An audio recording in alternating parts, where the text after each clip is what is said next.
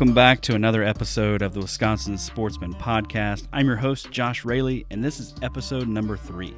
We're now in the month of June, and turkey season is finally in the rearview mirror. I hope you had a great turkey season. I know I did. I ended up taking 3 toms this year and actually got the chance on the next to last day of the season to double up with a buddy of mine.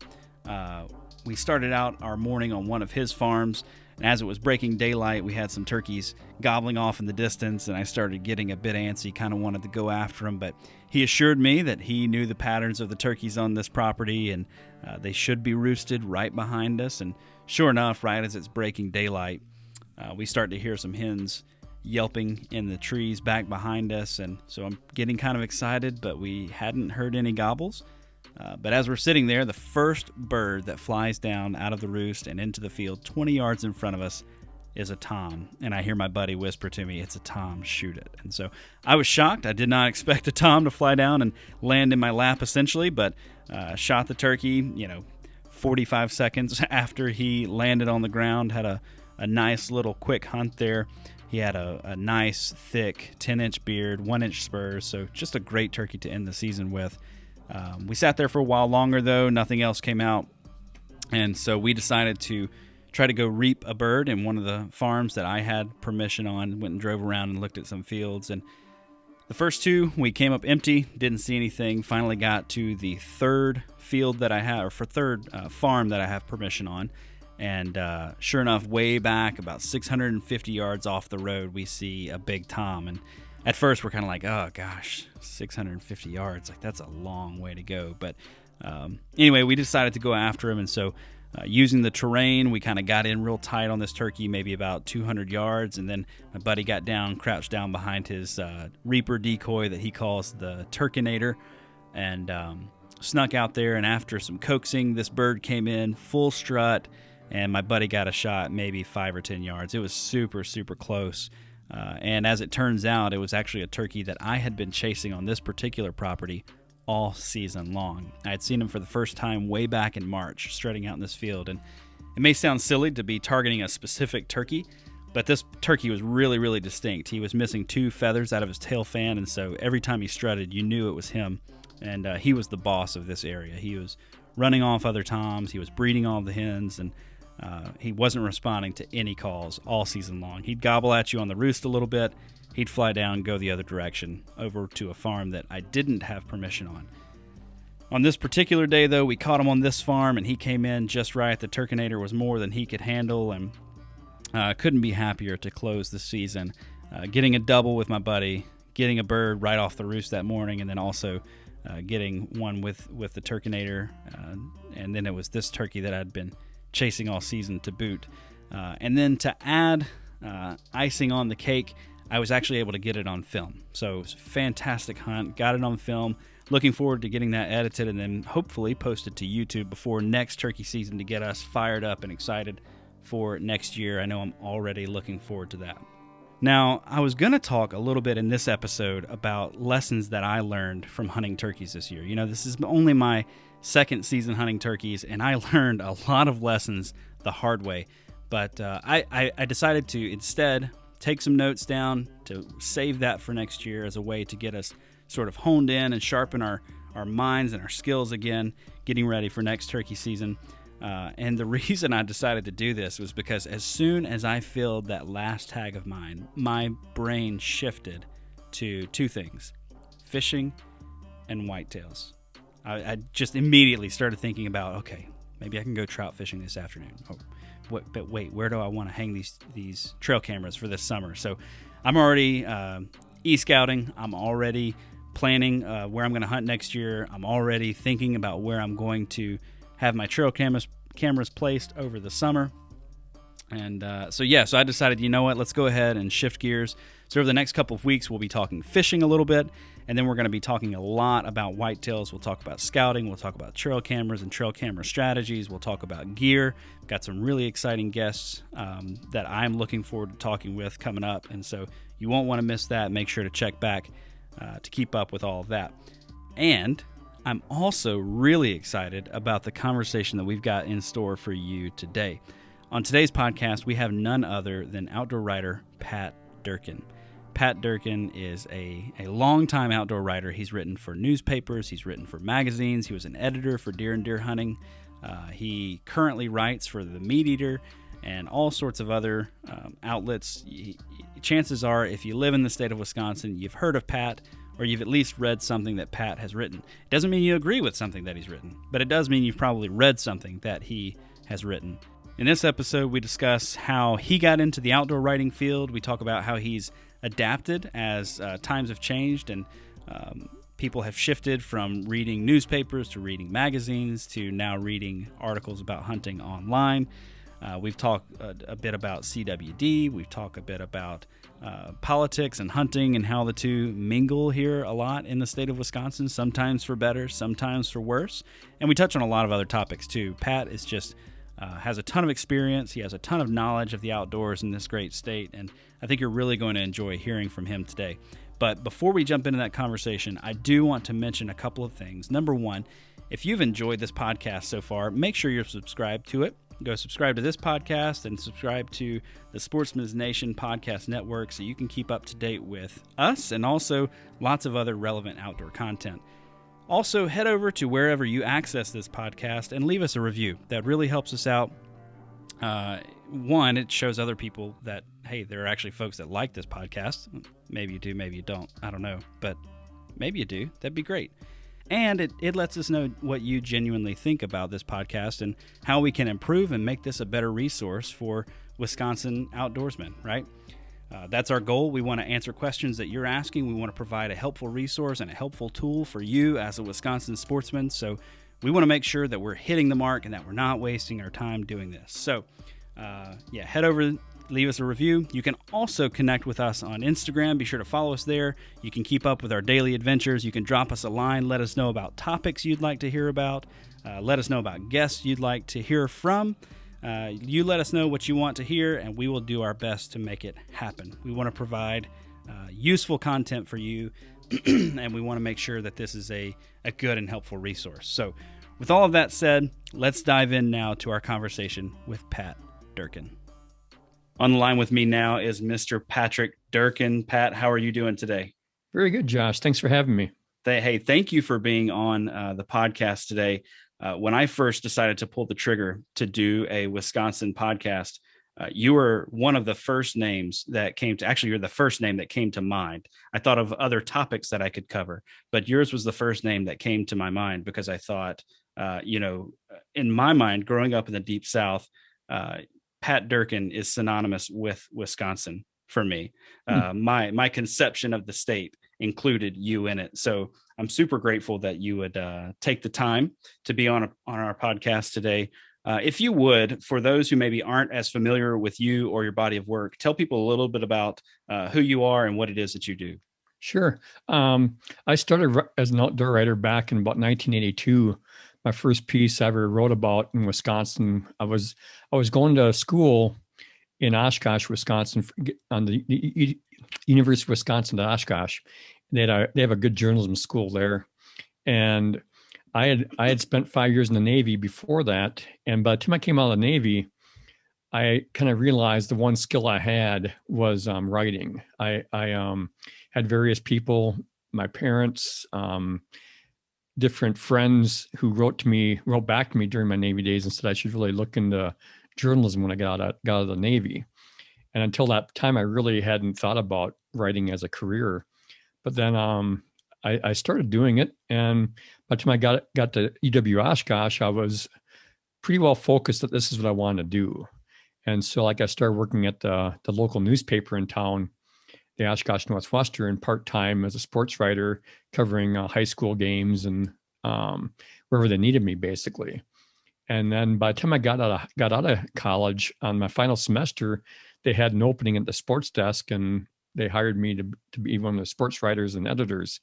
And those who know me real well know that was kind of funny. They thought it was kind of humorous that they would hire me to cover sports because other than the Packers, Green Bay Packers, I really didn't have much of a sports interest. I wasn't much of an athlete. I could play baseball and catch the ball and that kind of thing, but I wasn't a bad hitter. But as far as real knowledge of sports and the real I'd say background information on sports. I didn't have that background. So, but one thing I knew though, because I was, I think, observant, was I realized by looking around the state at different newspapers that almost every outdoor writer at newspapers in those days reported to a sports editor. The sports editors always controlled the outdoor page. So I realized that, well, I might not be a great sports fan, but I do know how to get into the outdoor page, and that's through the sports editor. So that's why I kind of focused that way. But then after 2 years covering sports, I had enough interest in other things where they gave me the chance to move over and cover the Oshkosh School Board and report on the school board for a couple of years. But I kind of had this understanding with my bosses that I would also keep covering the outdoors. So about 1984, I kind of worked my way in and got control of the outdoor page. I was in charge of, doing the outdoor page each weekend. And so, newspapers in those days, they had small staffs, but they also had enough flexibility where if someone had a special interest like that, they would let them give them that control to do something on a regular basis. So that's how I kind of got into outdoor writing and coverage of the outdoors in Wisconsin. Then about 1990, by the end of 1990, I had an opportunity to go work for Deer and Deer Hunting magazine as the editor. And it was a tough decision because, back in 1990, we had no idea. I had no idea that newspapers were fading, that the print mediums were starting to fade. But I thought that'd be an interesting opportunity to move into a different medium and see how I work out there. So then I spent 10 years at Deer and Deer Hunting magazine. And one of the things I look back on now and find interesting, Josh, is I didn't realize at the time, but as I was working in the 1980s in newspapers, 1990s in magazines, I was writing this descending wave without realizing it, that newspapers had hit their peak and were kind of rolling into shore. And then I got in the magazines and then didn't realize that magazines were now the next one to go, that by the time the end of the 1990s came, the internet would be there and things start shifting. And you still, by the late 1990s, you still wondered how the internet and how the electronic media would ever survive and make money. And so I think people like me in the print industry were kind of skeptical that there'd be ever a future there for employment in that area. But here we are 21 years later, and almost everything's gone electronically. Everything's online basically. And I still make money in the print arena and I still love it. But I still think if you don't have, I guess the thing I've learned along the way is that if you do a good job as a writer, as a reporter, as an editor, you'll always find work. And it might be different mediums. The mediums might change, but if the basic principles of good reporting, good writing, good tight writing, and as you and I can talk about all day, the nuance, the background stories that people want, that people really are interested in. If you can provide that, you typically can keep working. You can keep finding work. And so that's kind of how I've done this over the years. I've always realized as a freelancer the last 20 some years that you can't rest on your laurels. You got to be flexible and adapt and keep moving along and keep holding yourself to a high standard, holding your work to a high standard, and then working a lot. I mean, I've been, when my daughters are still around, they're all in their early 30s now, mid 30s. But when they're in high school, the boys in their classes would often ask them if they could job shadow me for a day. I remember my youngest daughter, Carson, when some guy asked her about asking me if he could job shadow me, her response was, "Why in the world would you want to job shadow my dad? He sits in the basement all day and stares at his computer." And from her perspective, that's what I did. I set up my computer all day because that's where I did all my writing, and more recently, as the internet got more powerful and so good with Google searches, by mid 2004 in that era, I remember all of a sudden you could start really going online and doing really good searches for information that would it wasn't just pulling a bunch of useless information that you had to kind of sift through. Now you could really, I got better and better at targeting how to get that information. And then still, the other thing I'll say is the other thing I still value through all that, though. If you can't get on the phone and call people, you're going to be missing out on the human element. Mm-hmm. And one thing that you can do on a phone that you can't do by just Google searches is you can't realize when you're not quite on the mark for a good story lead.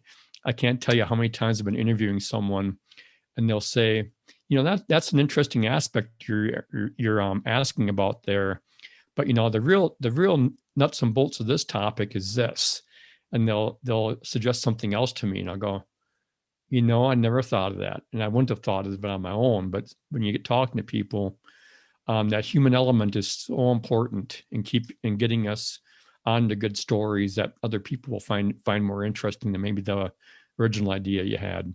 Yeah. So that's kind of my background, just trying to survive, and adapt as we go along. Yeah. Well, I know I've personally been reading your stuff since I was in high school. So that would have been the early 2000s, I guess, as I could begin to find some of this stuff online. And you've obviously done a really good job of being adaptable. I mean, your stuff's in print, your stuff's online.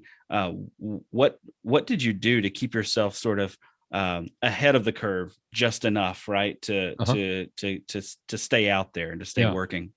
I guess in a word, or in a few words, the whole thing is if you aren't adapting, you're going to be out of this business, And so I think, I guess when people ask me about writer's block, what do you do about writer's block? And the thing I tell everyone is, well, you'll be amazed what you can do when there's a gun to your head and you got to produce. And in this case, it's not a gun with a bullet, but it's a gun with basically your livelihood and your income. And if someone's not willing to pay you to write, I won't be here. And if I don't adapt to that reality, I'll be out of work in no time. And so, I really tried to keep an open mind about writing for things. But the other thing too that I stress to people is that don't give your writing away. I mean, it's the one thing you can do, and if you give it away, well, then it loses its value. And so I first question I always ask people when they ask me about writing for them is I always ask them for their rates. What do you pay? What kind of word length you're looking at? And a number of times I've been asked, like when I ask them what their rates are, they don't know what I'm talking about, and they just assume that I do this for free, I guess. and so I always have to explain that no, this is my livelihood, and I have to get paid. I can't pay my bills if I'm not getting paid. And so that's kind of where I look at it. It's just basically a survival mechanism that you have to produce. You have to keep producing and delivering it the way in the format people want, and if a guy's willing to pay me this amount, I have enough background now where I know what I can do and what I can't do, what I'm good at, what I'm not good at. And I learned that I can't reinvent myself. I'm basically a reporter and journalist, and that's what I do. And I try to make that fit for them, but I know I'll never be a great video person or a great public relations person. And so I've learned to stick to my core skills and make my living that way, and not go too far off into other areas where I really can't be strong and be self-confident in what I'm doing. Yeah. So. Yeah, the space is changing all the more. And you brought up just with that answer there, talking about video. Everything seems to be moving more toward video, more toward YouTube. Right. And podcasts have really taken off, I guess, in the last 8-9 years or so. Lots and lots of those out there. What are some of the things that have set apart those people who you see making that successful transition? Because I think we see a lot of old standby names in the hunting industry. We've seen them weather the storm from the early Mhm. days of either hunting videos or books or whatever, then moving to the online space, the blogosphere, the online articles, and now transitioning on to YouTube, social media, even onto podcasts like this one. What are some of the things that you have seen that make people successful in trying to navigate those transitions? I think the biggest thing is still a work ethic. Mm. Um, I can tell you, Josh, that I'm not exaggerating when I say I often work 7 days a week, and I often work. There's stretches where I run 12, 14-hour days pretty regularly Wow. to get my work done. And I don't hunt and fish as often as some of the people you see out there. And but now too, I think a lot of it is just recognizing your own strengths and what you are good at. But then that work ethic, though, I remember my dad would always say, "There's nothing wrong with the work ethic." When people looking for handouts, basically, he'd always say, "There's nothing wrong with the work ethic." Hmm. And I keep that in mind that typically the people that succeed, it isn't by accident. It isn't by just being in the right place, the right time. It isn't by just based on who you know. I mean, you always hear all these people saying it's not who you know, and it's not what you know, but who you know. And I think, well, to some extent, that's true. I mean, your friend or your relative can get your foot in the door for you, but what you do once your foot's in that door is what will dictate where you go with it. I mean, if they invite you in all the way, Yeah. and because no, there's nothing charitable about the media. This is all basically performance driven, and that's one thing I've always liked about it, though. It is something that can be quantified, and it can be looked at and evaluated fairly quickly if you got what it takes.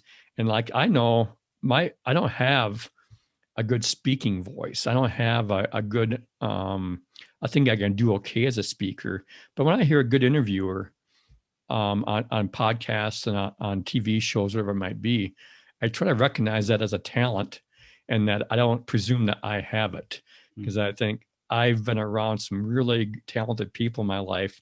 I know I can't compete with someone like you or someone else that's doing these podcasts or TV shows.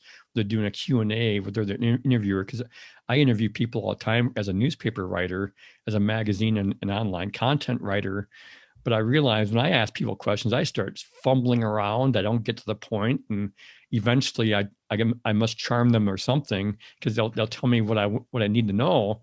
But I'm not a great interviewer. But I just like to think that I establish a certain rapport and trust with people, that they know I'm trying my best to get the information out there. And then one fortunate thing about the longer you're in this business, and the more name recognition you get, and the more you go back to certain people for information and treat them right, and really do your best to put their answers out there in a way that people understand, and you don't basically I think stab them in the back. They take your phone calls and they help you when you Mm. when you need your next interview, and they might not be able to provide what you need, but they can tell you, well, I'm not your best person on that topic, but this person here might help you. Mm. And so it's just a matter of sticking to it, and then over time building that credibility with people, and then at times realizing too that you got to make sometimes phone calls to people that don't like you, and they might not take your phone call, but you at least got to say, well, I tried. I reached out to this person and they ignored me. And I expect that sometimes. Sure. But I think as a journalist, I always remember a couple little things that come to mind over the years. And one that I learned a long time ago is a journalist's goal is basically to comfort the afflicted and afflict the comfortable. Mm. And That's I always good. think that That's people good. people in public positions of power should be held accountable. Whether Mhm. it's a school board president, a city council person, a police captain or police chief or fire chief or the mayor. All these people are in positions of basically of public accountability. And I was lucky because I grew up in a house where my father was a union president for the Madison Fire Department down in Madison, Wisconsin. So I grew up often having people call our house looking to talk to him, sometimes being mad at him for various things that involved the fire department's union. And Dad was the president though, and I remember one time him telling me I was probably like in my mid-teens. I was still living at our house, and him saying why. I asked him one time about why he kept his name in the phone book, because in those days, every city had a phone book, and every person with a phone had their name in the phone book unless they asked for it to be unpublished. And Dad's answer always stuck with me. He said that he's a public employee. He gets paid by Madison's residents, Madison's taxpayers. So therefore, he felt his name should always be in the phone book. And he thought that if you don't like that, if you don't like people calling your house, well, then don't be in a position where you need to be talking to the public a lot and representing the public a lot.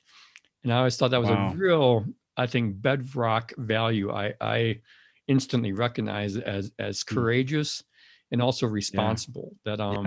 He felt that commitment. Yeah, absolutely. And just being willing to keep all of that out there and to hear the good and the bad. Yeah. Right? To have the thick enough skin to say, you know what, people are entitled to their opinions. People are, entitled to their ideas and the ways that they think, even if I don't like them. Right. Oh, right. And well, I can tell you, Josh, there was times he hung up the phone, I'd hear him cussing, and he was not happy. He had a temper. And so I knew it really bothered him when some of these people would call the house. And I can't say I ever heard him hang up on anyone, but I also think he had just enough of the prankster in him, the jokester in him, where he liked the jousting. I think he enjoyed it, secretly. It's a bit of sport for him. Yeah, it's kind of a fun thing for him to test himself with people and see if he could, keep up with them. So, we all find our ways to enjoy ourselves, I guess. Yeah, yeah. Well, hey, look, this is a really competitive space that you're in, that you're working in. There are a lot of guys out there that you said something just a second ago. I don't get to hunt and fish as much as some other guys. I think there are a lot of folks out there that probably look at outdoor writers or outdoor content creators in general and think that's the life. That's the life that I want. Right. What would you say to somebody who came to you today and said, that's what I want to do? That content creation, outdoor writing, that's what I want to pursue. Yeah. The comparison I make a lot when people ask me that question, I get that question quite often. I always tell them, I said, have you ever seen, we all been to a bait shop. And I said, ask that guy who runs that bait shop how often he gets to fish. Because he's so busy in that bait shop just selling bait that he might hear where the fish are biting, but chances are he didn't get to experience it himself. That's much like the outdoor writer. If you're really a good outdoor writer and really staying on top of things, you have to spend a lot of time behind the keyboard writing it, or sharing it, or putting it in a video, whatever. And it's just like when you watch. I've been on a couple of TV show situations where you watch the cameraman and how they work. And those guys are relentless. I mean, they're taking that same scene from different angles and just real creative. You can tell what they see through that viewfinder is something that a lot of us can look at that viewfinder just not see. Yeah, and that's where you start to really respect other people's talents. And so that's my comment to folks is so often, if you're going to make a living at it, you have to be willing to spend a lot of time behind the desk, a lot of time behind the camera, getting that stuff down for people and sharing it, and then getting back to your desk and breaking it down into a format that can be shared electronically or written up. But it doesn't happen by itself. I'm not that good of a writer that I can just sit down and crank out. I think one of the fun things I often do is I'll look at my weekly column, and I'll see on my website it says it'll peg it as a 4-minute read. It says something like, average reader will consume this material in 4 to 5 minutes to read the whole thing. And I think that took me close to a full day of writing, and before that, a full day of reporting and phone calls. And so I think, it's not. I boiled it all down to a 4-minute read, but man, that time that went into it, it takes and some columns take twice that, and some of the Meat Eater articles I write for the Meat Eater website. I wrote one last week on Davy Crockett, and did he go down swinging? It's always a controversial topic among Alamo people and Davy Crockett fans, people who like U.S. history. But I think, well, in many ways, I was right. I was starting to do the research for that article when I was a kid, and that one of the reasons that article, I always wanted to write that over the years, but until I got with Meat Eater, I never had an opportunity to write it up. But I remember as maybe a second or third grader, it was the first time in my life I realized that history could have different versions of the same story. And I had these, I went back on Amazon about a year ago when I first got the assignment from Meat Eater. And I found on Amazon 2 books I read repeatedly as a little boy about Davy Crockett. And one was written in 1941 and one was written in 1948. And their endings of how he died at the Alamo were different. Interesting. Yeah. And then as I got to be an adult, I realized that was really my first reckoning that there's 2 sides to every story. And what I realized later as a reporter, though, is that one of the little things I've often told people anytime someone says to me, there's 2 sides to every story, I always correct them. And I always tell them, no, there's as many sides as there are people in the room. Everyone views the same scene a little bit differently. Yep.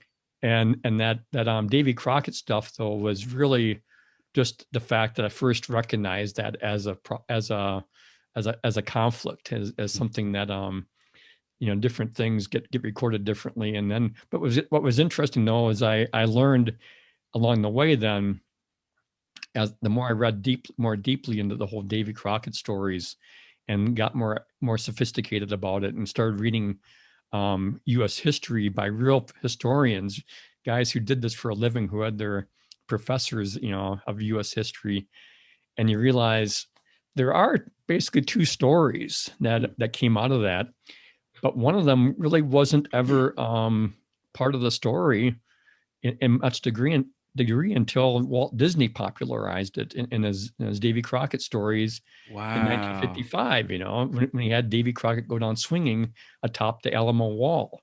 Well, that was a story I first read from a 1941 book, but I was reading this book. It's called Davy Crockett, and I have it right here on my shelf right now. It's this book right here by Frank L. Beals, and the story Beals told in that Crockett book was basically the one that Walt Disney had Fess Parker act out in his TV show 14 years later. Now, I'm not sure. I have no idea of knowing if the Walt Disney writers had seen that particular take, but it's definitely what Frank Beals wrote in 1941. And I thought that was interesting. Yeah, interesting how pop culture can rewrite history for us. Oh, definitely. Yeah. And to this day now, we have people that refuse to believe that Davy Crockett could have ever surrendered. So I pointed out in my Meat Eater article, from what we know of how he surrendered, or what we think he did when he surrendered, you trying to tell me that doesn't meet the uniform, our U.S. military code of conduct for when you can surrender? It matches it perfectly. That you're basically cornered. You've exhausted yourself. You have nothing left to give. You have overwhelming odds. Okay, now it's okay to surrender. Well, that was what he faced. I don't see anything. I see nothing dishonorable in that. So for me, it was just kind of fun. I guess it's just a long-winded way in saying that some stories you work on all your life, some stories drop in your lap, and you got basically start making phone calls to develop a feel for them and know what the background is.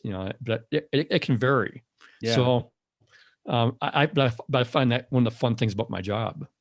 Yeah, I think that highlights too one of the things that I've found so interesting about your work is although there is sort of this outdoor realm that you're writing about, right? There's incredible variety in the things that you cover. And you mentioned a little bit earlier before we started recording about discovering the nuts and bolts, right, Mm-hmm. of a story and finding out what's really there. So I want to know a little bit about what's going on in your mind. How do you choose the things that you write about? Are they more assigned? Are they ideas that come to you? How do Mm-hmm. you decide what to write on? And then what are some of your favorite stories or types of things to cover? Yeah. Yeah, I'd say these days I'm at a point in my career where most of the stuff I write about are my ideas. And I've like what I'll do with meat eaters, I'll send them a bunch of my ideas, and then every couple months, my editor there, Spencer Newharth, will get back to me and say he'll go down a list and identify the ones he wants me to work on. And then it's kind of just up to me and follow my own curiosity. And one of the things I find fun about the writing process is that a lot of times you really don't know what you think of about anything on a certain topic until you actually start trying to write it. Hmm. And then you, as you write, you start questions start coming through your own head, like, "Huh, now what about this angle here? I should verify that." And then in the process of verifying something, you stumble across more information. I've had a couple of stories in the past, 6 months where for me either while I'll be writing something, then about halfway through the writing, I'll realize, I missed the point. The bigger point Mm, is this. I can't, it happens enough to where I can't tell you a specific story about it, how it happened. But I know it happened recently where I had to write to Spencer and say, I'm going to be a little bit late because I decided that I'm going to tear up the first attempt here and go at it from a different angle because I think this other angle is better. And luckily, I have enough street cred now as a 65-year-old writer where I think Spencer will take my word for it and not try to talk me out of it. Yeah, so that happens. But that answers the question. I think a lot of it is just that combination of curiosity and a work ethic where you don't cut corners, you give it your best shot. And then one thing I always tell young writers or beginning writers is that once you agree to write something for someone, I really believe so deeply that you have to make every time your best effort, whether they're paying $100 or $1,000 for the article, you got to give it the same effort. And because you agreed to work for that rate, mm, whatever it might yeah, be. And once you give your word that you're gonna do something, you can't start saying, well, he's only paying me this much for this article, so that's the kind of effort I'll give him. I said, no, once you agree, that basically becomes your obligation to give them your best work. And so that's my inner pledge. And I won't feel, I know I won't feel good about things if I do a half baked job on something. sure. I really do my best, but it's not to say that I don't make mistakes because I make plenty of mistakes. I'd say on a fairly regular basis, I have to call or text message an editor and say, hey, I messed up something here where I left a word out. Could you go back and fix that? And it's not, I mean, I don't think it's a deliberate mistake or a deliberate attempt to mislead. It's typically I guess I describe them as a writer's slip of the tongue, where you say you're thinking one thing but saying another. And I think Mm, most people know what you mean by that. And in writing, you do the same thing. I just wrote a text message right before I jumped on with you, where I wrote to a friend of mine and said something about I used the word intelligent when I meant to write intentional. mm, Just the word started coming out, and I just wrote intelligent instead of intentional. But big difference in meaning. sure. So those things happen. Yeah, yeah. Well, so one of the things that you have not shied away from that doesn't make an appearance in much of outdoor writing is the politics that Mm-hmm. goes on um, behind the outdoors, right? Right. Behind the decisions that state and local governments make when it comes to how do we manage how do we manage wildlife? I'm wondering if you could tell me about how you have seen politics influence wildlife management and practices in the state of Wisconsin. I'm from the deep South. Uh-huh. When I first, I didn't see or hear about a lot of that. I'm sure there were things going on behind the scenes that I just simply wasn't aware of. But as I started reading your writings, I started to see behind the veil, Hmm. I guess you could say, Yeah. and started to realize that there's much more going on there. So, can you tell me a bit about sort of how you've seen politics influence the way we view Yeah. management of this tremendous resource that we have? Yeah. One of the things I again, I didn't really understand the whole scope of this myself when I first started outdoor writing in Wisconsin. But Wisconsin has I think I'll always describe myself as a Wisconsin chauvinist because I really like Wisconsin. I enjoy its culture. There's certain aspects of it I'm not proud of, but for the most part, I love the typical passion you find in Wisconsinites, whether it's for the Hmm. Packers, whether it's for deer hunting, whatever it might be. We really hold things near and dear to ourselves. We take things personally. Yeah. We give a damn about things. Yeah. And one thing I really have come to appreciate in Wisconsin is we had a system for many decades that really ensured we had good public involvement in our natural resource issues. And it goes back to what we often describe as the deer wars. And this was back in the 1930s and 1940s when whitetails were bouncing back after being decimated by market hunting and subsistence hunting back in the late 1800s and early 1900s, and also the fact that our northern forest was logged off right down to just mile after mile of clear cuts. Wow. And as that started to return and bounce back, and deer started regenerating themselves too, um, we went through some years where there was no deer hunting. And then when they came, but then very quickly from the mid 1930s to the early 1940s, some areas had tremendous bounce backs from the deer herd to the point where they're now already starving in some areas in the winter Mm. because they were so overpopulated. And in those days, there was still a huge resistance to shooting antlerless deer in some cases.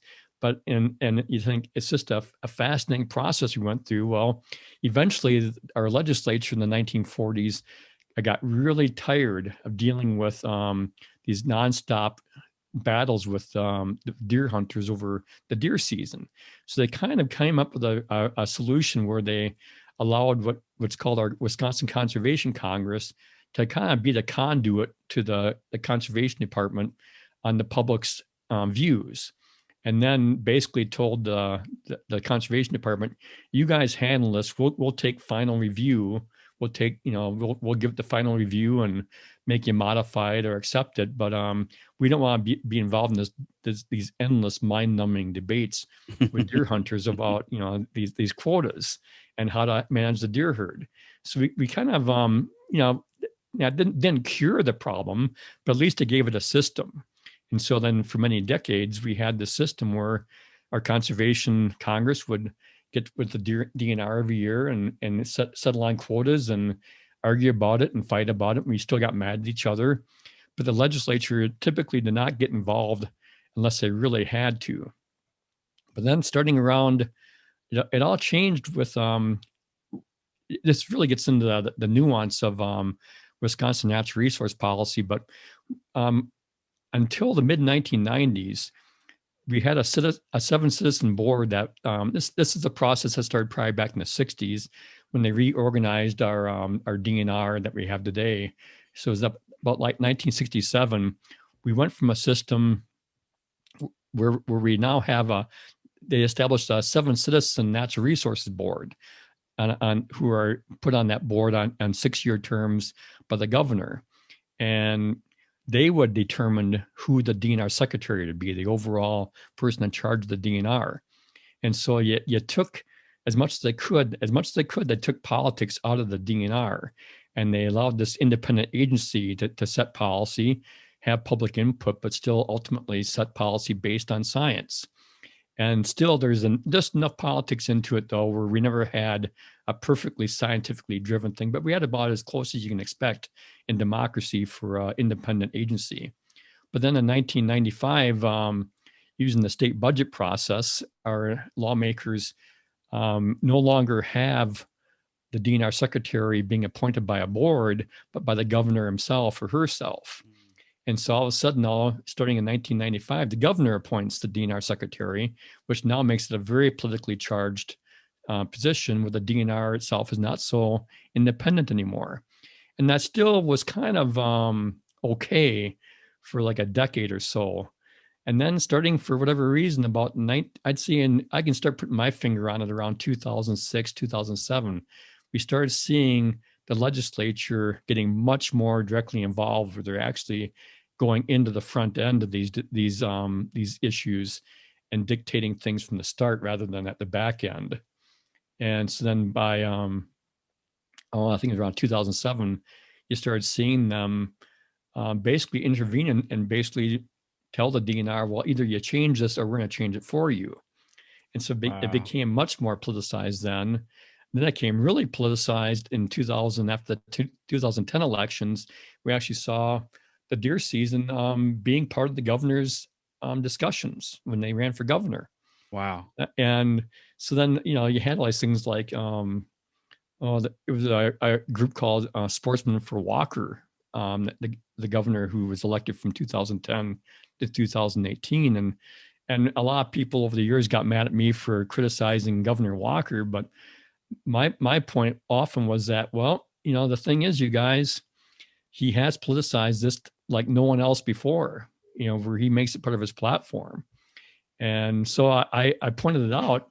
Doesn't mean people like me for it. Doesn't mean they respect me for it. But I thought Wisconsin had a pretty good system here. We shouldn't just surrender it back and put it back in the legislature's power to control these things. And so I guess that was one of my things I've talked about a lot over the years is that, I don't think we'll ever get politics totally out of our system. And I don't know if we should, because it is a democracy.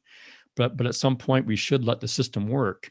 And I think in recent years, though, my comment a few times has been that if the legislature now has time for this kind of stuff that they did not have in the 1940s, when we went to a system where we put more the scientific management into let the DNR basically kind of lead the way and have the legislature looking at it as a referee at the end. I thought if we now have them actively participating in how things are done from the front end, that kind of tells me these guys have too much time in their hands. And maybe it's time for term limits. That's right. So that's right. And maybe we should have where they're only part-time legislators. They should not be full-time legislators if they have this much time in their hands. There you go. So that's been one of my comments in more recent years, that we swung too far the other way now again. Yep. Yeah, and I think overall it's just a dangerous, whether it's a conservative or liberal, whoever it is in office, it's a dangerous precedent to set to say we're going to politicize decisions that the DNR are going to make, or decisions on a wildlife management level. Yeah. Whoever it is doing it, whether we like it as hunters or don't like it as hunters, we should be concerned about the practice of politicizing it. Yeah, across the board. Yeah, I call it playing the long game. If you play the long game, you understand you're not going to always win, but that by always having a good public discourse and working toward compromises and not just take it or leave it all the time. Like, I think we can all agree that right now we live in the most partisan times I've seen in my lifetime. Where we it used to be a thing where you kind of figured that the little story I always tell is typically there was a time when you figure about 70% of people are in the middle and they can kind of be swayed either way, but then you have 15% out on each fringe who will never be swayed either way. Well, now I look at things today and I feel like now the way our politics has gone, that we have about 48% on the fringe, 48% on the other fringe, and you have 4% right in the middle who, depending on where they feel on a certain issue, swayed the pendulum.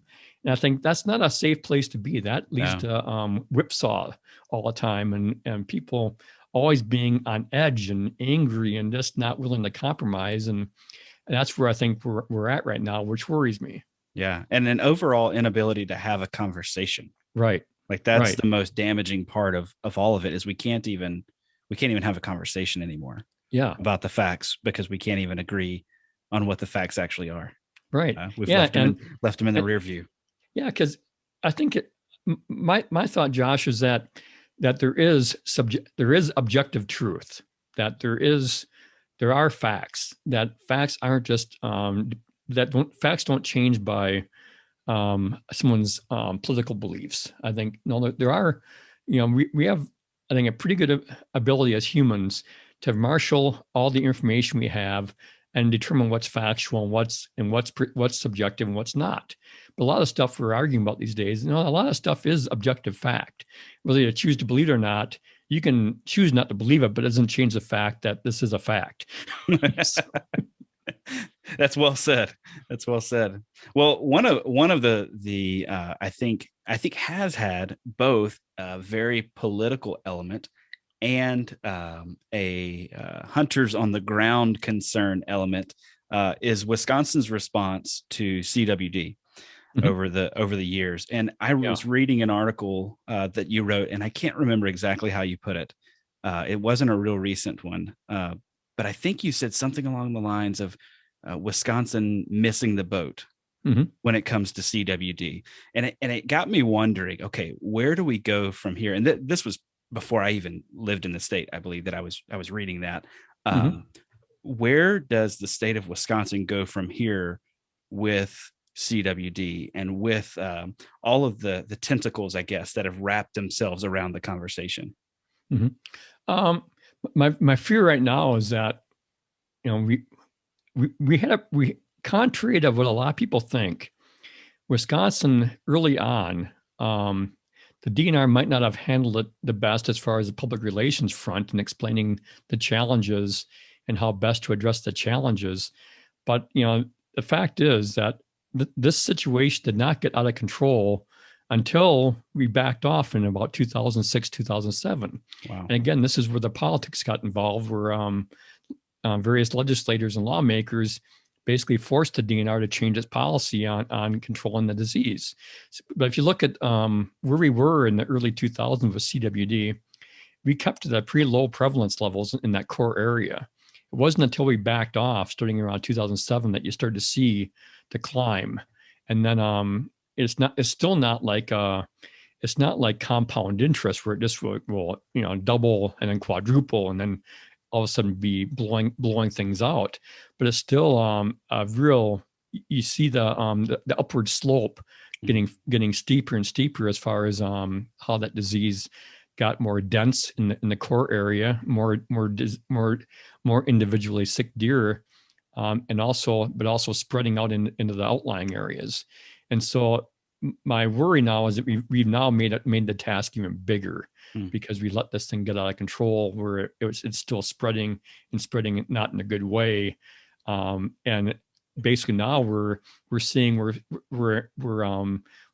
probably going to learn in the process where this disease spreads most rapidly, and we're probably going to be able to document that. My assumption is that we'll learn that where it really spread the fastest is in these real fertile, richly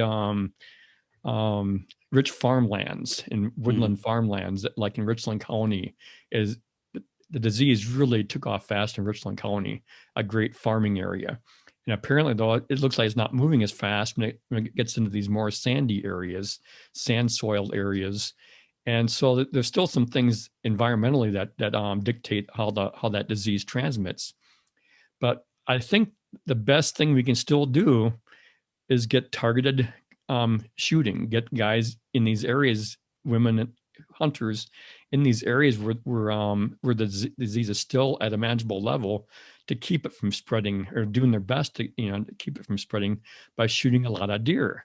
And unfortunately, though, we're not really set up in a way to really target those areas that are most likely to be having the disease, and put more pressure, focus more pressure in those areas. And I guess what frustrates me, we're not even really testing aggressively different ways to do this. We're still pretty much letting this disease go as it's planned. Mm. We're still acting like it's not really there, even though, like in my case, where I hunt in Richland County, I shot 2 bucks last fall on my cousin's farm down there, and both tested positive. Wow. And I thought that was my first time. I've always gotten my deer tested down there, but I always know that in recent years, looking at the data from around there, I thought it's here. We just haven't found it yet. Yeah. Yeah. And this More past year, prevalent. well, we found it. Yeah. Wow. And so I'm hoping that what I find interesting is that even within my own hunting party, though, you see real difference of opinion on what we should be doing about it.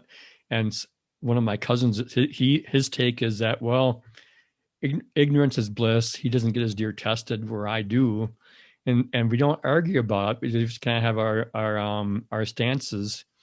But I don't think we can. I have done a number of talks over the years and articles on, you're not going to ignore this away.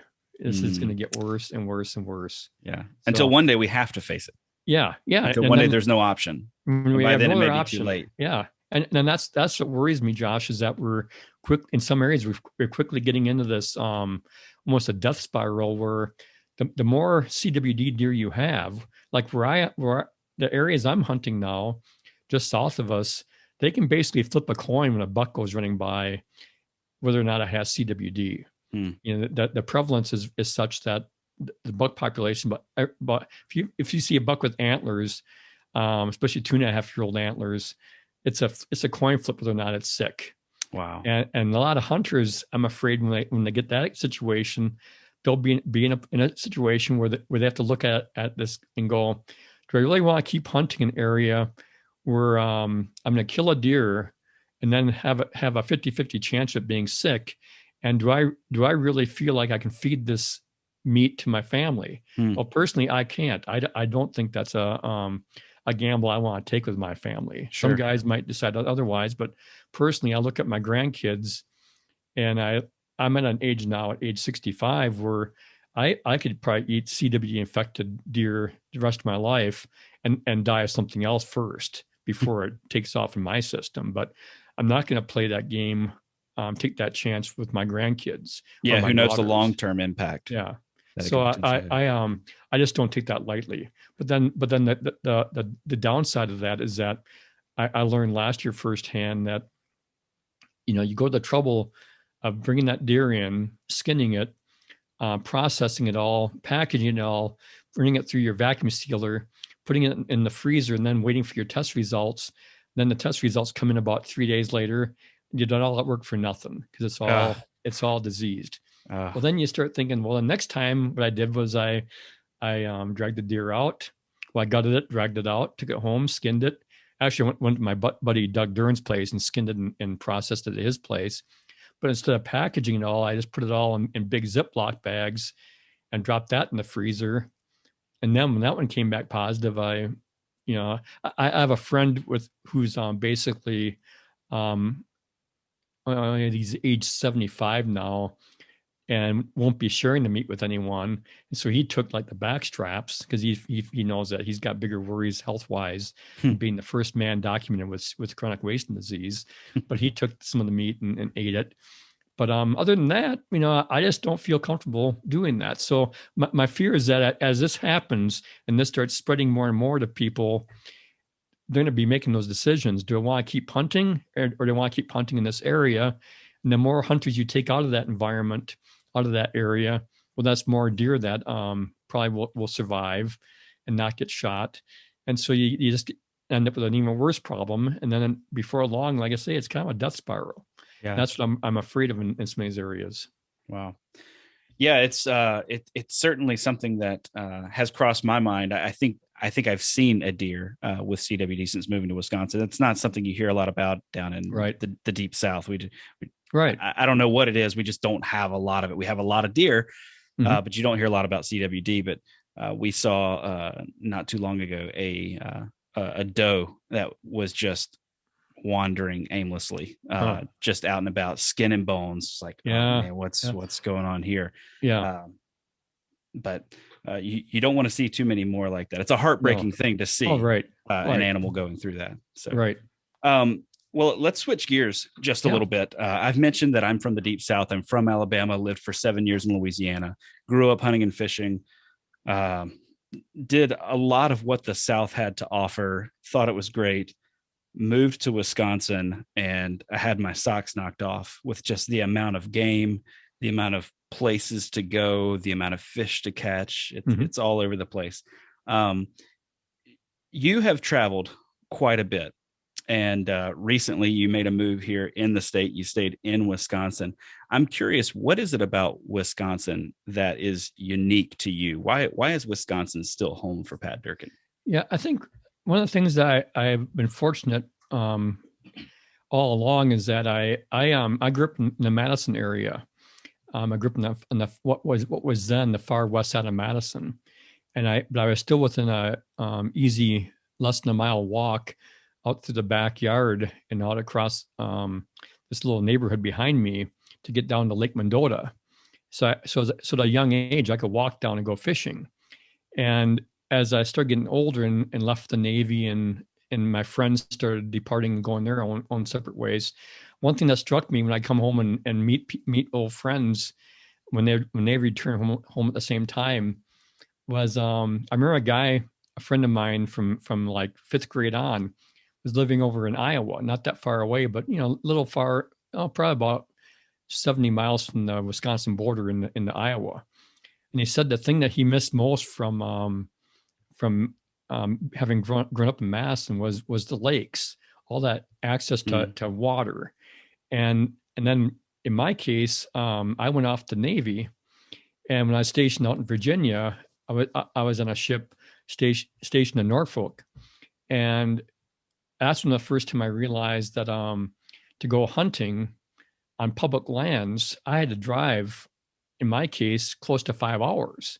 Wow. I mean, there's other areas closer by, but I also had, mixing into my thinking was that I wanted to get to some place far away where I wouldn't have much competition during the bow season. So, but I all of a sudden I realized you couldn't just go out and call a buddy and who knew whose buddy's dad or someone's friend.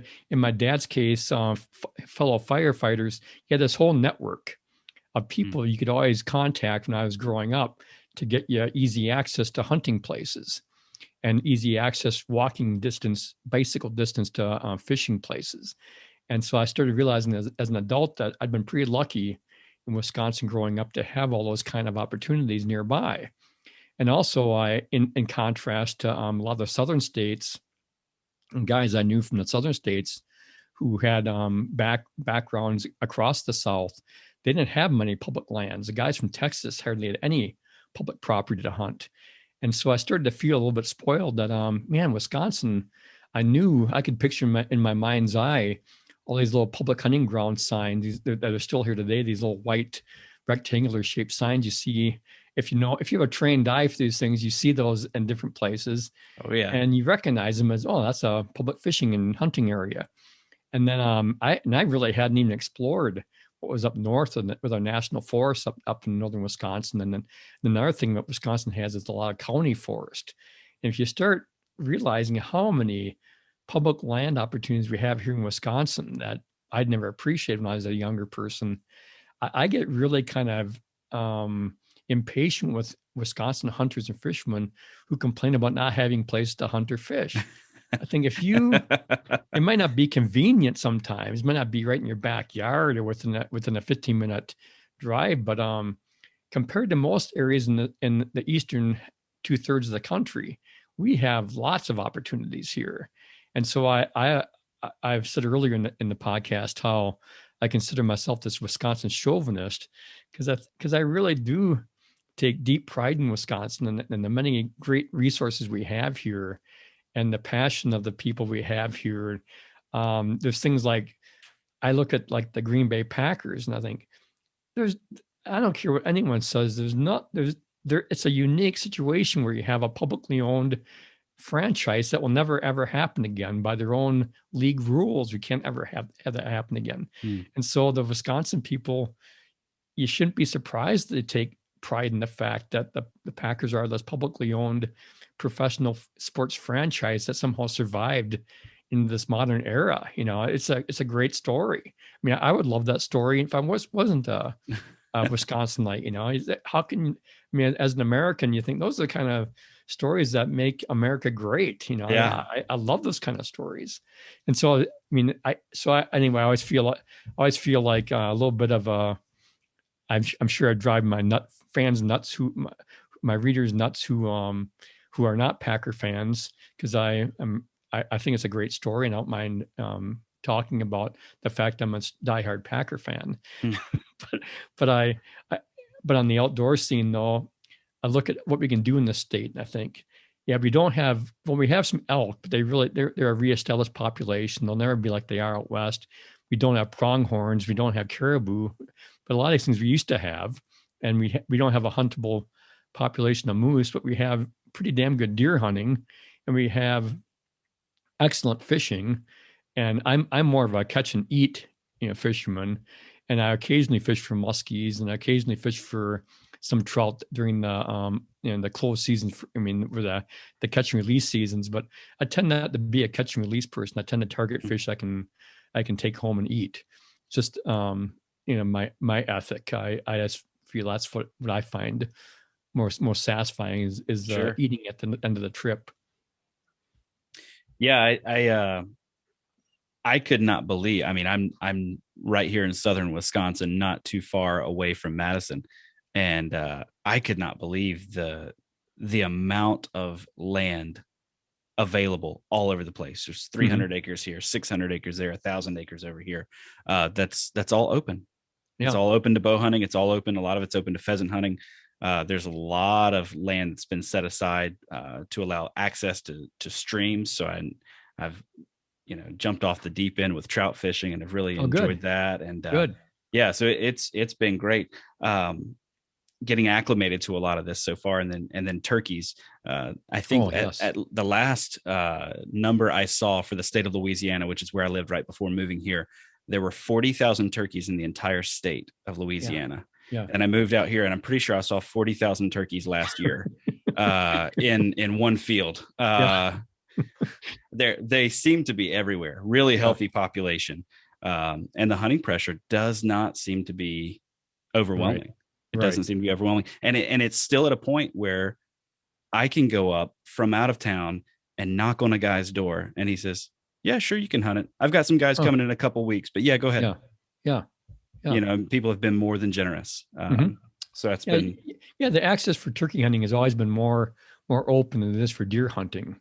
And but it is interesting. I look at I basically have hunted the same little spot on my uncle's farm, which now is my cousin's farm, since 1983.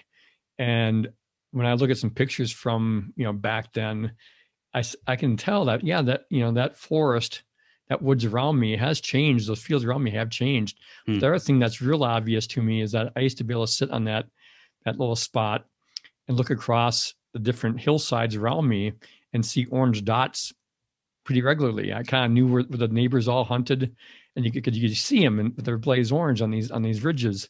And nowadays, when I sit there, I look around and I don't see many orange dots anywhere. So I can tell in my lifetime as a hunter, which goes, like I say, I started hunting that farm in 1983. I can see that we do not have the hunting pressure in that area that we used to have.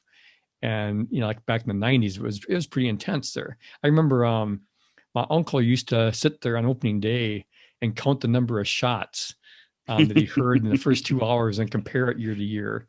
And nowadays, it's just there's a shot here and a shot there, but it's not the kind of shooting that would intrigue you to start hitting your little clicker. Sure. Because it's just it's more sporadic now. It used to sound like Civil War reenactments all the time on opening day of deer season. When I was moving up, actually, I really enjoy bow hunting, but our rifle seasons in the South were really, really long. November to the end of January, or November into February, even in Alabama. And so coming up here, though, I was warned: beware the 9-day rifle season. Be careful if you're going out. Be careful. I was told it's going to sound like World War III. So in some areas, I'm sure in some areas it still is, but it's still not what it was back. One of the fun things I used to do, I haven't done it for a while now because it's not as dramatic as it used to be. But as a communicator, you're always trying to find different interesting ways to look at things, things that people will find interesting. And what I used to do, I almost did this every year for a while. When the harvest numbers would come out for deer season, I'd go back in there and calculate, because you could break it down by how many deer were registered opening weekend, how many were registered in the entire 9-day season. I used to break it down by how many deer were shot per second during the Wisconsin deer season. And pretty much you could count on a deer being shot every second if you broke it out over the course of the 9-day season. And then in some years it would be like a deer being shot every 0.75 seconds. Wow. And some years it was like more recent years, it's gotten more down one deer every 1.5 or 2 seconds, but when you think about where I always point out to people who would always want to argue about deer numbers, which is I always think it's a fool's errand to discuss population estimates when it comes to wildlife. But I'd always point out to them, if we can shoot basically what amounts to a deer a second in the state during the gun season, there must be a lot of deer out there, At least a sufficient number. Yeah. At least a sufficient number. And to do this, not just 1 year, but year after year after year, at what point do you start thinking that there must be a lot of deer out there? Yeah. But instead though, I think a lot of times you just argue about things we'll never prove. Yeah, for sure. I'd been told when I first moved here, like, hey, the deer numbers are down, as I started asking around and asking folks. And in the South, I was good for about one encounter with a nice racked buck per year. And I would, and these are what we would consider high density populations. Sure. I mean, South Alabama, there's a lot of deer, the black belt and stuff. Yeah. And so we're, one good quality encounter per year. And I would typically mess it up because I was young and silly and not paying attention. Sure. I get here to Wisconsin in my first year of bow hunting here. I have 6 encounters with bucks that I would have considered good bucks. Yeah. And I think to myself, okay, if this is fewer deer than what we used to have, I would be afraid of being run out of the woods by deer before this, because it looks like they're everywhere to me. Yeah. And that's one thing I've tried to tell people at times over the years, is that, appreciate what you got here. This is not something that we have uniformly across the country. I mean, I would never argue that Wisconsin has it better than maybe Montana or parts of Wyoming or parts of Idaho, whatever it might be. I mean, they definitely have more of an abundance of species than we do. But it is a different kind of hunting. But I think, I don't know, I will never apologize for the fact that in Wisconsin, we have excellent deer hunting. We have excellent bear hunting. We have so many opportunities that a guy like in Iowa, they have deer, but they don't have the public lands that we have. They have some giant bucks, and one of the reasons they have those giant bucks is because they don't have the hunting pressure we have. But it's lots of good things here to be proud of, and that's why I understand why so many people want to take the negative look at it and just always act like we're being victimized here. Because I don't know, I think we're doing pretty good. Yeah, I would have to agree with that. So as we think through, what you mentioned earlier, you talked about, I don't see as many orange dots as I used to see. And you've been talking about in your writings, decline in hunter numbers before it was cool. As the saying goes, before it was cool, you were already talking about decline in hunter numbers. And so today there's a lot of talk about recruiting, retaining, and reactivating hunters, bringing people back into the sport, for the first time. And it's been talked about ad nauseum. But I think you have a pretty unique perspective on a lot of things. So I want to pick your brain in this regard. What are some of the factors that you think have contributed and are contributing to a decline in the number of orange dots that you're seeing, right? Numbers going down.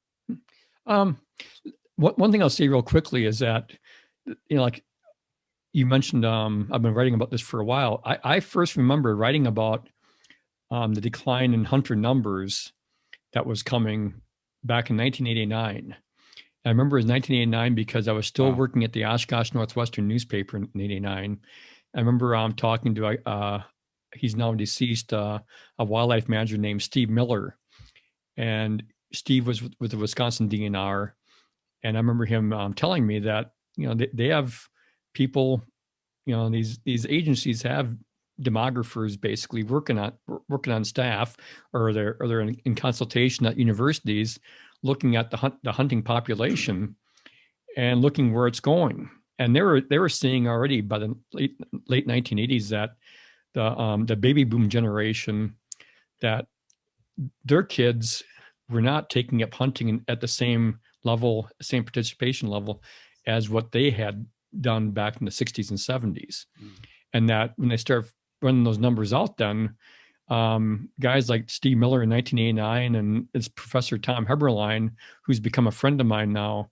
But Heberlein in 1991, I think it was, basically predicted that within 50 years, hunting is going to change dramatically from what we ever experienced in the early 1990s. And he even said, hunting as we know it will be extinct. It'll be a different way of going about things. And wow. Some of his forecasts were not quite probably going to bear up. But overall, the declines he forecast in 1991 have pretty much come about the way they predicted. So that's something that we should just appreciate, that this is some of these things are kind of baked into the system. And so when it comes to what caused it, probably the biggest thing is, or a number of things come into play here, and one of them is kids in the 1960s and 70s were much more. We had more convenient access to things like hunting and fishing. I used to be able to ride my bicycle, for instance, out to the west of Madison, and just hop off my bicycle and go hunting squirrels and rabbits and pheasants. And once in a while I got chased off people's property, but overall it was just, I wasn't being chased off by non-hunters. I was being chased off by guys who actively hunted their own property and said, hey, kid, get out of here, Yeah. And so there's a different dynamic. And as people started, as more non-hunters started showing up, and these cities, started pushing out, pushing out in the rural areas and pushing out those that interface between the cities and the rural areas. Well, a lot of those places I used to hunt were gone by the time I came back from the Navy just 5 years later. Wow. All that stuff was gone. It was developed. And so that was a big change. And also at the same time as we're seeing more urbanization of our rural areas, simultaneously we're seeing more opportunities to do other things for recreation, more organized activities. When I was a kid, we didn't have winter basketball traveling teams and baseball teams in the summer. We had recreational baseball in the summer, but it was pretty low key compared to what it's can become, in the modern era. And my parents didn't have a schedule of running us to everything imaginable for organized sports. I remember my parents would run me out to the Black Hawk ski jumps west of Mass and for ski jumping when I was a kid. And I remember going to baseball games as a kid, but it wasn't this nonstop stuff you see now where every kid has some kind of activity they're involved in and it's scheduled on the weekends. And so not only did the kids have more things now scheduled, but the parents became, their drivers. So instead of taking a kid out and hunting, they would get them in the car and taking them to hockey practice or taking them to baseball practice. So you had a lot more organized events going on. Yeah. Plus, but you think by the early 2000s, I think it's hard to think that in the early 2000s, we thought when those little flip open cell phones was a miracle. You could be sitting on a hilltop in western Wisconsin and call your wife from the woods. Wow. That was a miracle. That was, you just didn't envision that. Even through the 90s, you look at some of those old movies of people on those remote phones back in the 90s, and they're the size of these walkie-talkies from World War II. These huge monstrosities. So now, I think by 2009, I had my first iPhone, and I remember getting that iPhone, and I think it was like the 3S at the time, and thinking this is just mind-numbing what this thing can do. I was just, this is, I use the F word as an effing magic. This is incredible. And now I look at it and I think the iPhone I have now in 2021 is still a 3-year-old iPhone. I think it's like the 8. I think it's the iPhone 8. And so that's even getting old now. But I still think, I can take the iPhone now, and I do, starting in 2012. I can take that iPhone to my elk camp in Idaho.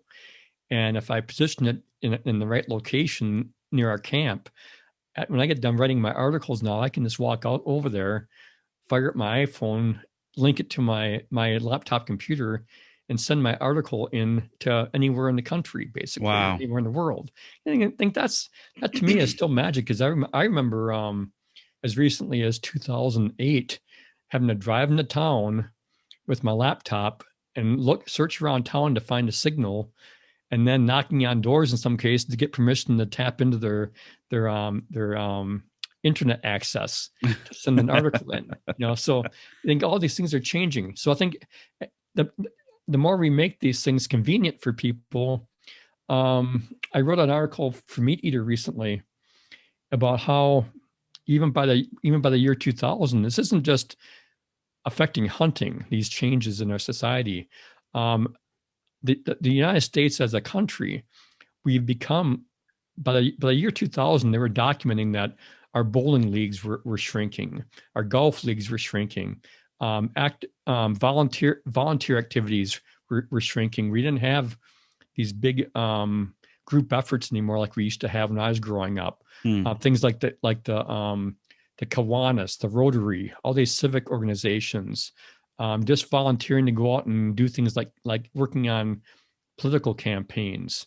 It was common. I mean, I as a kid, I remember growing up, my dad would take us out on Madison neighborhoods and drop us off with a stack of leaflets at different intersections, and then say, just stick one in every door all the way down this street, and then circle around down there. I'll meet you here at this spot, in a half hour.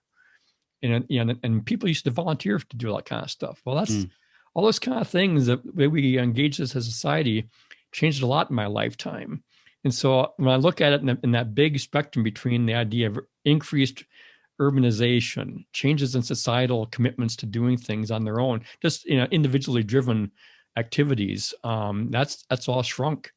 And so I guess I will often tell people, I wish the hunting wasn't dwindling, but when you look at it in the big picture, you can see it doesn't take a genius to figure out that this is kind of predictable. And actually, sociologists were predicting this 30 years ago, and now we're living in that future they predicted.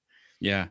But there are things that we're also learning, though, is that like the 3 R's thing, I think, is a really cool programs that we've been developing, and we need those programs.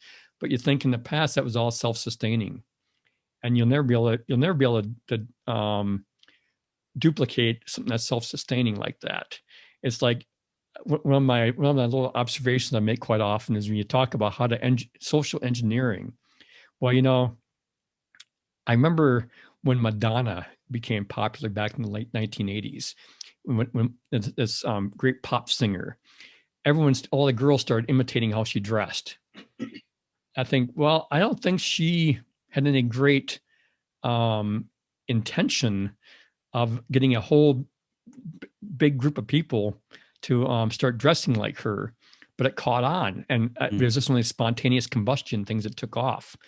And I think for a while, bull hunting especially, I remember, became within my generation of people a real big thing. And a lot of guys who had no interest in hunting previously all of a sudden got hooked on it and took that into their adulthood. And I think, well, we're probably going to see that kind of that self just, what do you call that? The term for organic growth like that, where it just comes spontaneous, comes up out of nowhere. And one thing about like the R3, where as we've been digging into this, you start realizing that it's easier to recruit and also retain than it is to reactivate. Typically, when people drop out of something, it's very hard to get them to re-engage. I mean, they dropped out for probably a reason, maybe not a conscious reason, but something happened in their life something changed where this wasn't something they wanted to do anymore or had time for anymore. So to get them to reactivate, that's proving a real challenge, Yeah. and so they're realizing that it's easier. Well, I think in grandparents, for instance, you can get some reactivation from grandparents because they get their grandkids involved, but overall they aren't doing it on their own. They aren't going back out there and saying, hey, I really miss fishing or I really miss hunting. I'm going to go back out there and start doing it again. People like me never lost the interest. But some of the big numbers that drove the hunting boom in the hunting industry back in the 80s and 90s, that's gone away now. So but I don't think I could talk all day about this topic. I don't think hunting and fishing will ever disappear, but we will settle down at a certain number, and I think we'll have to live with that. Yeah. I think we should always I think I'm motivated by the idea that I think these are very important aspects of human development and human appreciation and natural resource conservation appreciation that we shouldn't give up easily or shouldn't let fade away. I wrote a piece for Meat Eater recently for an upcoming book project they're working on, where I said it matters more to me that my hunting heritage, my fishing heritage gets passed along to my kids and grandkids. That means more to me than my last name. Yeah, Wow. I've already having 3 daughters. The Durkin name in my line is going to go with me. I'll be the last one to carry that. But I think, well, I can't do much about that, but I sure as heck can do something about my interests and things that matter to me and passing that heritage along. And I think in the big picture, that's more meaningful. I want them to be able to understand that when they eat a piece of elk that came from a living animal that Wow. either I killed or their mom killed or something like that. That's important stuff for kids to understand and grasp. Yeah, that's been huge for our kids. So I'm a dad. I have three young ones, Uh-huh. 6, 4, and 2, and Very they're in good. that stage right now that they just love the fact that they're eating an animal. Yeah. That they saw dad bring it home. Right. They watched dad clean it or help dad clean it and cut it Right. up, and now they're getting to eat it. Yeah. And Yeah. that has so just grabbed hold of them. And I stumbled into that by accident. My wife's thinking, "Oh, what are you doing with it? Don't show them that or whatever." Yeah. Yeah. But I never would have thought about that as a that doesn't fit the traditional introduction to hunting. Right. Right. The traditional introduction to hunting might be take them out squirrel hunting or wait until Right. they're old enough to carry a gun. But for them, I think that has been a very important part. Yeah, and I really commend you for that, because I know I kind of fell into that accidentally too, where I would when I'd bring home a deer when I was a kid, when I had little kids running around, my 3 daughters, I have pictures of them. In fact, I have one here around my desk somewhere, of me standing with 2 of them out in the garage, and you can't see it really too easily in the picture, but they're both holding little butter knives and about ready to start processing this deer. And that's awesome. and the other thing I learned. Oops, I noticed my wife came in the background here. Oh. The other thing I remember from that back then was taking the kids fishing, and they'd catch these little bitty perch that were about the size of your index finger, and I'd be getting ready to throw them back in the lake, and they'd say, "No, keep it." And that's when I started to realize this happened enough times where. So I always ask people like your age who have young kids.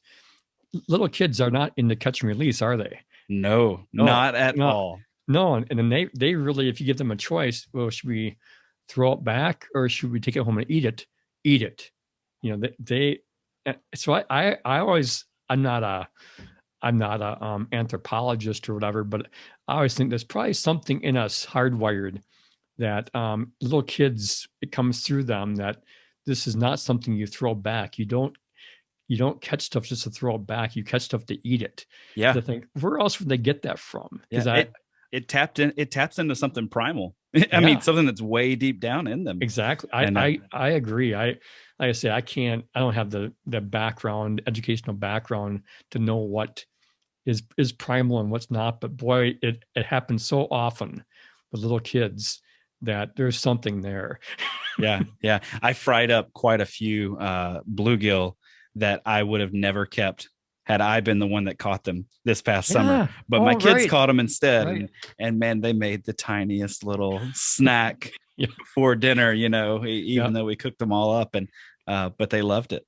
Yeah. They absolutely loved it. Um, so we're talking about numbers declining, and one of the reasons that I actually started this podcast was because I got here to Wisconsin and I realized what people in Wisconsin have available to them that Hmm. I didn't necessarily have as available to me in the South.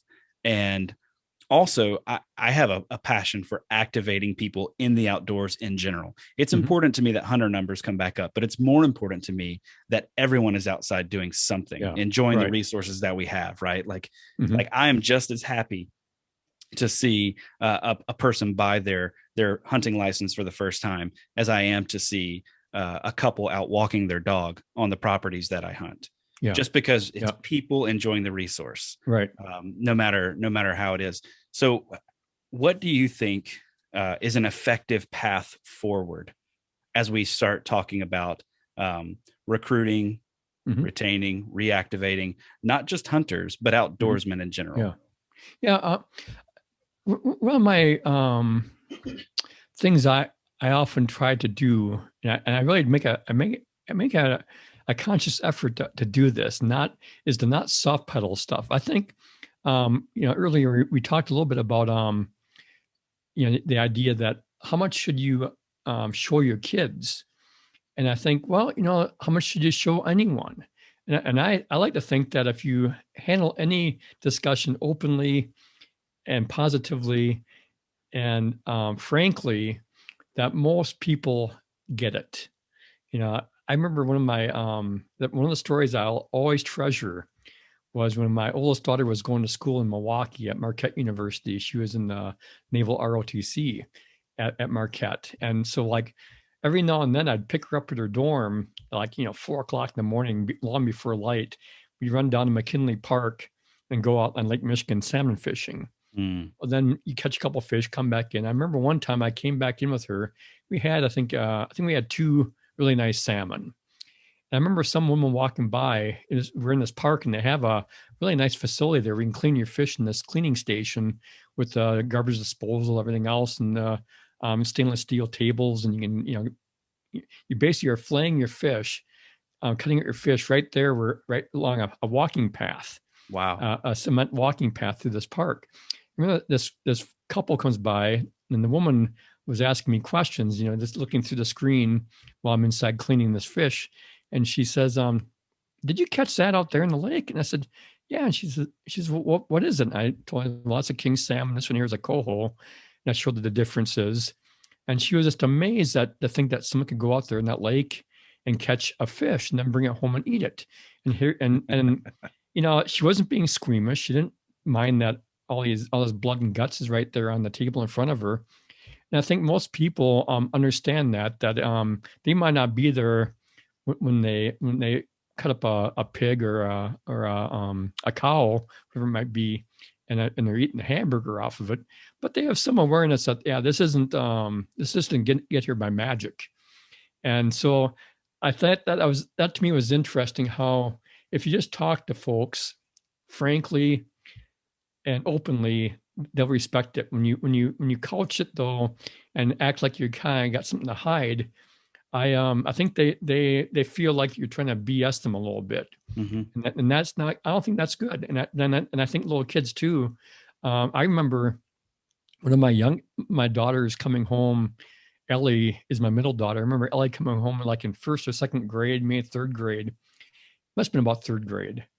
And she'd brought home. I was sitting at my desk, and she brought home in a napkin inside a plastic little sandwich bag, a cow's eye that she had dissected in the classroom that day. And she started taking those eye parts apart from she had them all cut and sectioned off already, and flipping over and showing me this is the iris, this is this. She knew all the names of these different parts of the eye that I've already forgotten. But I thought I really I always feel guilty that I didn't write a letter to that teacher and thank him or her Mm. for doing that in the classroom and making this just a firsthand, hands-on science lesson. And I always think that's how we should approach these topics. Not apologize, not being apologetic, but just openly show them. And it's one thing that I really have always respected about like Steve Rinella's Netflix TV show. Yeah. He's the Yep. only, you know, I remember, Josh, back in the 90s, there was outdoor TV shows that didn't even let you say the word blood when you're tracking a deer. They didn't even want you to say that you're well, look, here's some good blood sign here. Mm. They'd always want you to say, oh, here's some sign. They actually coach you on that when if you're a Wow. guest on their show. And they never show the gutting of the deer ever, and then I don't think they hardly ever showed a gutted deer. Wow. But then you have, in contrast, now you have Rinella's show where he's not only gutting the deer and showing the pool of blood in the bottom of, on the carcass, inside the carcass, but I've seen a couple times where Steve will dip into like the eye, behind the eye of a caribou, and pluck some of the fat out from behind the eye, and this passed around saying this is, if it has the texture and taste of doe, try it. Wow. And they'll Wow. actually eat raw caribou fat or raw deer fat. And I was thinking that is, to me, powerful, that you can show those kind of real blood and guts, literally blood and guts. And it's a popular show on Netflix. And that gives me hope that, our culture is not as detached as some think it is. Most people can accept this and understand this and respect the fact that this guy is out there hunting and bringing home the meat and setting a good example for all of hunters to follow.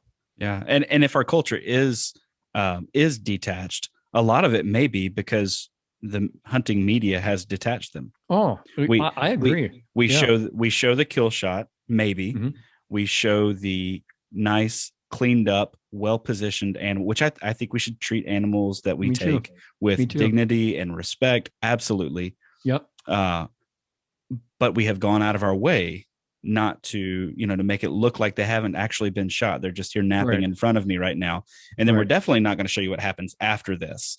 Whereas a lot of the new media is now, and I learned new skinning techniques for a deer from Rinella, and watching him cut it up, process an animal, and then take it all the way to the kitchen. That's one of the things I love about Meat Eater is we're taking you all the way from a harvest to your table. Yeah. And here's how you get there. Yeah. And to me, that's the ultimate sign of respect for your audience. Yep. When you can just talk to them like adults. Oh, and treat them, and I think there's all this other stuff to me that I think people see through that real easily, and it ends up costing us because once you lose that credibility, you're not going to get their attention again. They just think that you're trying, that you're, because it kind of comes across that you're ashamed of something. And I think that's one thing I will always be a big Steve Rinella and Meat Eater fan, is because they treat you like an adult, and if you don't like it, well, don't watch it. Yeah, and that's always my take on a lot of stuff. Well, if you don't like my column, you don't like what I'm writing, don't read it. You're free to move on. I'm not forcing you to read my stuff. Yeah, I hope you'll read it. And I hope you'll like it. But if not, you're not gonna change my opinion just by yelling at me. Sure. So. Yeah, that answer right there that you just gave me is why I wanted to get your perspective on this, because we're doing a lot of things to recruit and retain and reactivate hunters and fishermen and all sorts of things. But I haven't necessarily heard that take on it. Let's full exposure. Yeah. As a means of possibly recruiting someone, like the case of that woman that you're talking about, it intrigued her. Yeah. Rather than put her off, rather than make her upset, rather than offend her, she was intrigued. Yeah. And all of a sudden thinks to herself, well, I wonder if I or someone from my family could do that. Yeah. Well, and I think one aspect of it that in my case, I know was helpful was the fact I was often taking, I often had my daughter along with me. My oldest daughter is a real serious hunter and fisherman. Hmm. And I think when people see, I think I don't underestimate the power of women in those situations to add to the intrigue. I don't think it's I don't see that as being manipulative. I just think it shows that women can hunt, women can fish.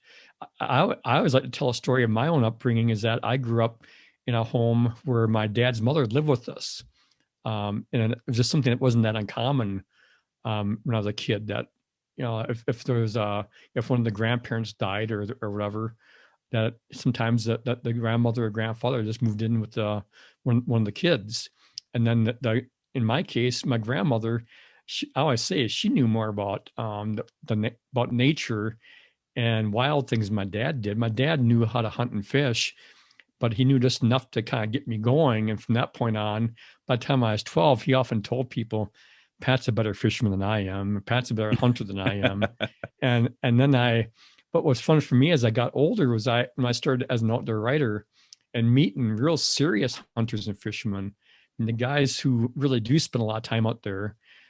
I never had any problem admitting that so and so he's definitely better than me. He sees things, he picks up on things out in the woods that I'm just not aware of, and focuses on things that he knows how to kill deer. I always call these guys, I always said they have a predator eye. Yeah. And when you talk to them, there's a certain looks in these guys have and have where I think that guy's a predator. Yep. He might not be able to tell you what it is he's picking up on. He's picking up on something that I lack. And so I don't have any problem saying that there's the analogy I use a lot, Josh, is that some of these guys I've met, they're the Brett Favres and the Aaron Rodgers of the hunting world.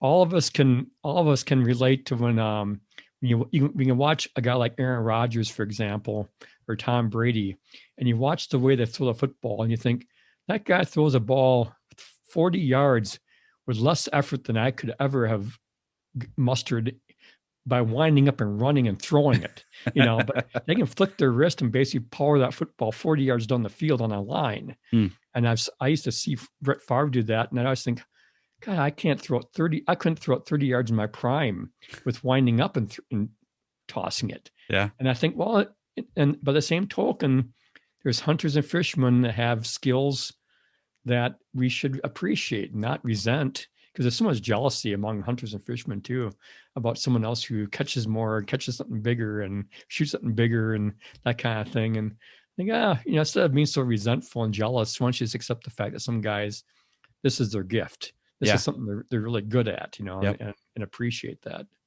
Yeah. And unfortunately that's become so common with the rise of social media, seeing people post something online and all of a sudden they're upset about it, or, people want to dog somebody for what they're killing or what they're not killing. Right. It's like, why? Let's just all have a good time. Why don't you high five the guy, tell him good job, and let's get back out there.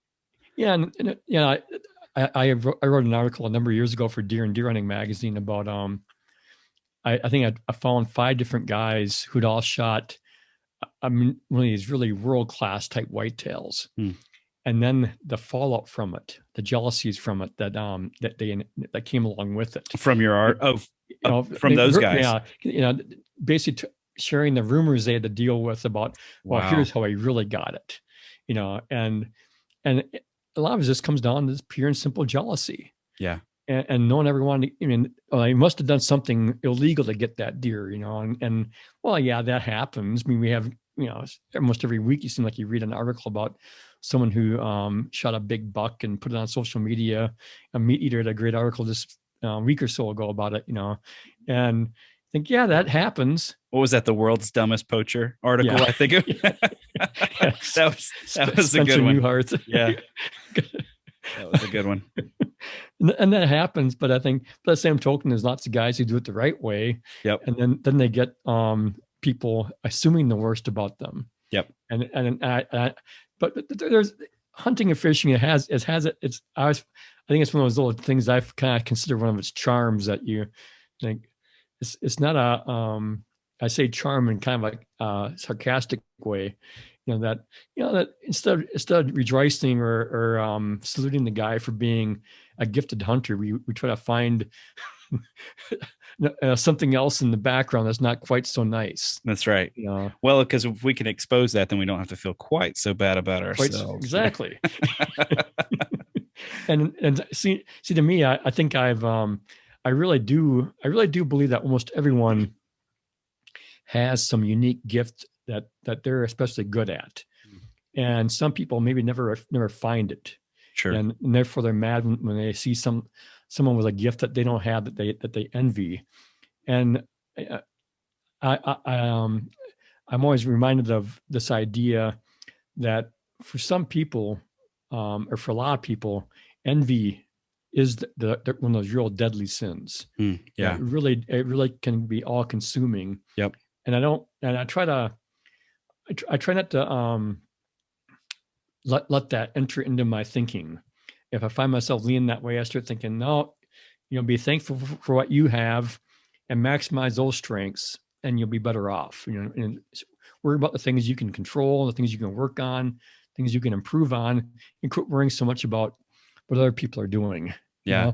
Yeah. And that is one thing that I think is consistent across the board when we look at those people who are the Brett Favres or the Tom Brady's, or, the folks in the hunting world that were like, wow, these guys are operating on a different level. The one thing that is consistent is they're not looking around and caring what other people are doing. Oh, right.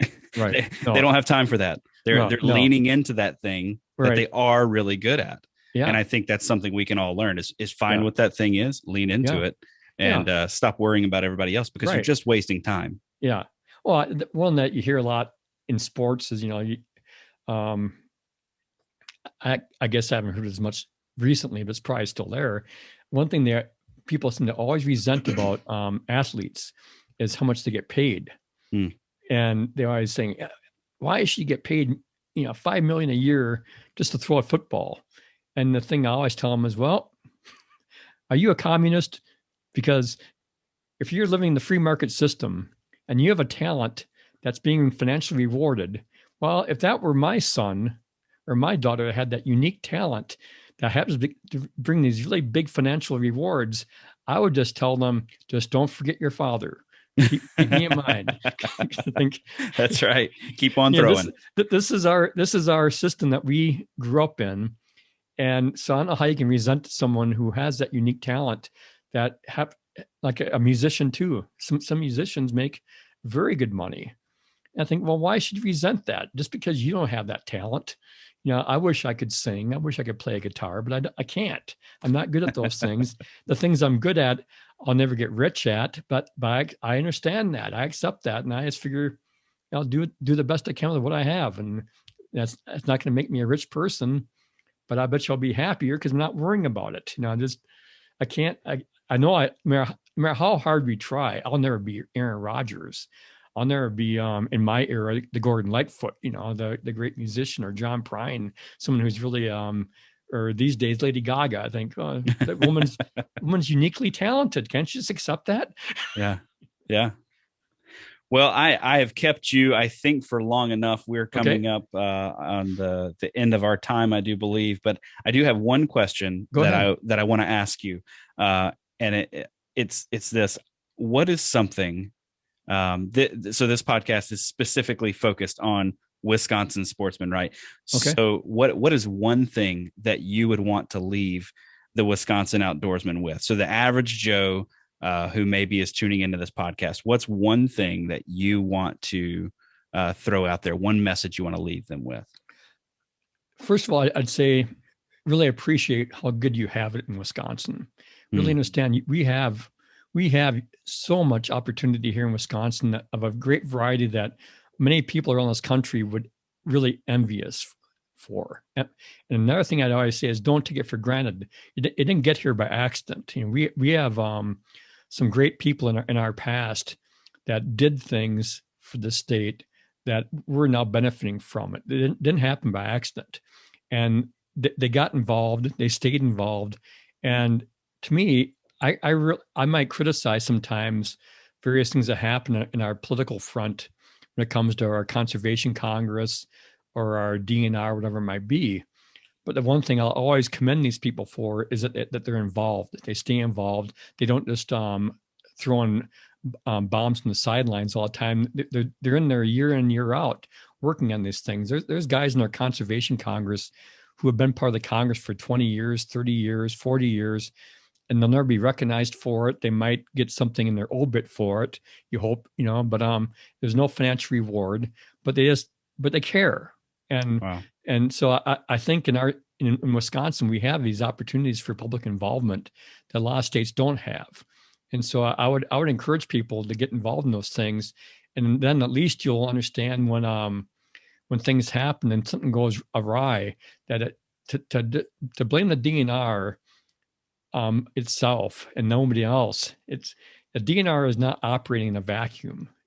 Typically it's getting it's often left holding the bag, but it didn't get there. It didn't do this stuff on its own. And I don't care if it's you're talking about the recent wolf hunt or deer season or CWD, whatever it might be. We might blame the DNR for it in the end because it's a convenient target. But in many cases, though, it was basically carrying out someone else's plan, and then having the professionalism not to scream and holler about, well, I'm not the one who's at fault. The person you got to blame is this person. You never hear anyone from the DNR blaming someone else. No, and because they just can't, because they are professionals. They have a code of conduct and they follow it. And typically, a lot of times they don't ever say anything bad until after they retire. Then they no longer have those professional restraints. Then they will say, well, if you go back in this case, look at so-and-so and see what they did, and you run it back. So I think in my reporting, sometimes I hope folks just realize that I'm trying my best to give the real perspective on what happened, and I hope people will appreciate that. Yeah, I think they will. Well, Pat, thank you so much for your time. This has been great. I think that this conversation has left folks with a lot to digest. So I appreciate you taking your time to come on, and hopefully we can get you back on another time in the future, maybe even to talk about, I love the point that you made. Don't take it for granted. Things didn't get like this by accident. And right. I have some ideas in the future of some podcasts that I'd like to do to sort of talk about how did we get here. So that'd be fun. Maybe I'll hit you up for that one as well. Sounds good, Josh. All right. Thanks a lot for your time, Pat. And big thanks again to Pat for coming on and joining us for this episode. I'm really looking forward to catching up with him a little bit later on, maybe talking about whitetails. He hunts not too terribly far from me. And so, look forward to chatting with him again. As I said earlier, if you haven't already, head over, subscribe to this podcast, follow us on Instagram, leave us a review, drop me a line, let me know about some of the content that you would like to hear. Let me know about some of the guests that you would like to hear from. We'll catch you next time on the Wisconsin Sportsman Podcast. Until then, get outside and enjoy the plethora of opportunities that are ours as Wisconsin sportsmen.